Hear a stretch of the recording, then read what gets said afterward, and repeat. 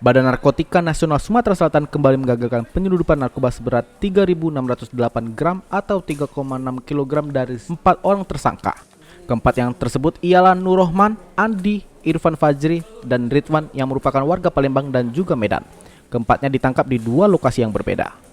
Petugas pun melakukan pengembangan terhadap kedua orang tersebut dan Selasa 22 Februari 2022 langsung melakukan pemantauan karena menurut informasi dari kedua pelaku sebelumnya ada pengiriman narkotika dari Pekanbaru, Riau ke Mesuji melalui jalur darat menggunakan minibus.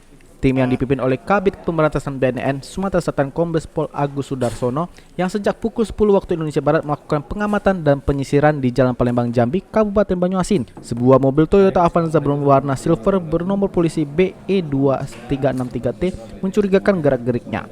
Kemudian anggota memastikan di dalam mobil tersebut bahwa 2 orang tersebut adalah target yang dicari ialah Andi dan Nurrohman. Benar saja, mereka kedua ada di dalamnya. Tim langsung melakukan penyergapan di depan gerbang tol Keremasan Kecamatan Pemulutan, Kabupaten Ogan Ilir. Setelah melakukan penggeledahan, petugas menemukan 3.500 gram sabu di dashboard mobil sebanyak 3 buah. Atas perbuatannya, keempat terjerat pasal 114 ayat 2 junto pasal 132 ayat 1 dengan ancaman 20 tahun penjara. Yang kedua, Aku menggunakan plat mobil di luar dari tempat asal mereka. Seperti apa Jenderal? ya itu kan saya disampaikan mereka juga punya teknik dan strategi ya dalam rangka pengelabuan. Jadi mereka ini sudah jaringan ini jaring-jaringnya itu sangat banyak dan luas.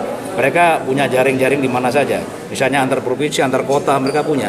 Misalnya dari sini jalannya dia gunakan kendaraan dari luar. Kendaraan dari lainnya bisa membuat bahwa ini seakan-akan bahwa kendaraan ini bukan dari asal dari Pekanbaru atau dari mana. Ya kemarin itu pertama kita hampir salah informasinya BM.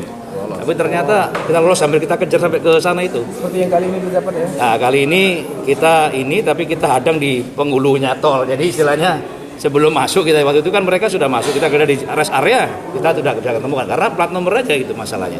Ya, oke. Oke.